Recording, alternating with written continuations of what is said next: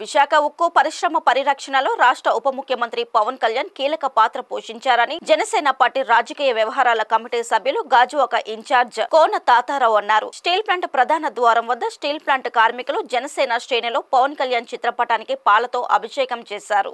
ఈ సందర్భంగా కోన తాతారావు మాట్లాడుతూ స్టీల్ ప్లాంట్ ప్రైవేటీకరణ ప్రకటన వెలువడిన వెంటనే ఢిల్లీ వెళ్లి కేంద్ర పెద్దల ముందు బలంగా వాదన వినిపించిన ఏకైక నాయకుడు ఆయనే అని పేర్కొన్నారు. విశాఖ ఉక్కుపై ఎప్పటికప్పుడు కేంద్ర పెద్దలను కలుస్తూ చిత్తశుద్ధితో పోరాడారన్నారు. ఆయన కృషి ఫలించి కేంద్ర ప్రభుత్వం విశాఖ స్టీల్ ప్లాంట్ కు 11,440 కోట్ల రూపాయల భారీ ఆర్థిక ప్యాకేజీ ప్రకటించిందని చెప్పారు. స్టీల్ ప్లాంట్ కార్మికులకు అండగా ఉంటానని మద్దతు ప్రకటించిన పవన్ కళ్యాణ్ కు కృతజ్ఞతలు తెలియజేశారు.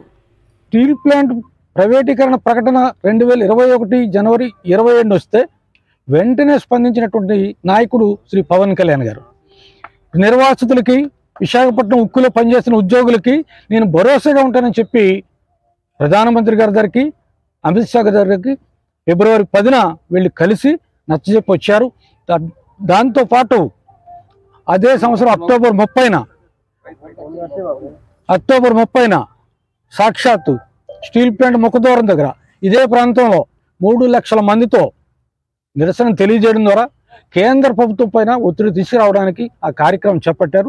తద్వారా ఇక్కడ ఉన్నటువంటి నిర్వాసితులకి, భూములు ఇచ్చిన నిర్వాసితులు కానీ, ఇందులో ఉద్యోగాలు చేస్తున్నటువంటి పర్మనెంట్ ఉద్యోగులు, అసంఘటిత రంగంలో ఉన్నటువంటి కార్మికులకి భరోసా ఇవ్వగలిగారు. దాది ఆనాడు చేయాల్సిన పని ఎవరిది? ముఖ్యమంత్రిగా ఉన్నటువంటి జగన్మోహన్ రెడ్డిది. ముఖ్యమంత్రిగా ఉన్నటువంటి జగన్మోహన్ రెడ్డి ఏం చేస్తున్నారు? అమ్మేస్తే 7,000 ఎకరాలు మిగులు భూములు ఫ్లాట్లు అమ్ముకోవచ్చు, రియల్ ఎస్టేట్ పనికి వస్తుందని ఆలోచన చేస్తున్న తరుణంలో పవన్ కళ్యాణ్ గారు పూర్తి స్థాయిలో కేంద్రంతో ఉన్నటువంటి సత్సంబంధాలు, ప్రధాని నరేంద్ర మోదీ గారితో ఉన్నటువంటి సత్సంబంధాలతో వారితో మాట్లాడి ఇది పరిశ్రమగా భావించొద్దు, ఇది ఒక పవిత్రమైన దేవాలయం, ఇది ఆంధ్రుల తాలూకా అభిమానంతో వారి సెంటిమెంట్తో కూడుకున్నటువంటి పరిశ్రమ, అందుకని పరిశ్రమగా భావించి దీన్ని ప్రైవేటీకరణ చేద్దామని అనుకోవద్దు, ప్రైవేటీకరణ నుంచి విత్డ్రా చేసుకోండి అని చెప్పి మనవి చేశారు. దాంట్లో భాగం ఈరోజు 7 నెలలు గడిచింది. కూటమి అధికారంలోకి వచ్చిన తర్వాత 7 నెలలకు ముందే చెప్పారు, ఎట్టి పరిస్థితుల్లో మేము విశాఖపట్నం స్టీల్ ప్లాంట్ని ప్రైవేట్ రంగం కానివ్వం, ప్రజలందరూ కూడా భరోసాగా ఉంటాం అని చెప్పారు. చెప్పిన మాటకి పవన్ కళ్యాణ్ గారు ఉప ముఖ్యమంత్రిగా చంద్రబాబు నాయుడు గారు, నరేంద్ర మోదీ గారి సాయంతో నిన్న ఆ ప్యాకేజ్ వచ్చింది.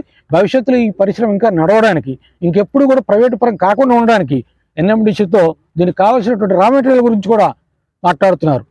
జనసేన పార్టీ పూర్తి స్థాయిలో మొదటి నుంచి పోరాడింది, చివరి వరకు పోరాడింది. పవన్ కళ్యాణ్ నాయకత్వంలో ఇదంతా ప్యాకేజ్ కూడా రావడం జరిగిందని చెప్పేసి ఈ సందర్భంగా మనం చేసుకుంటూ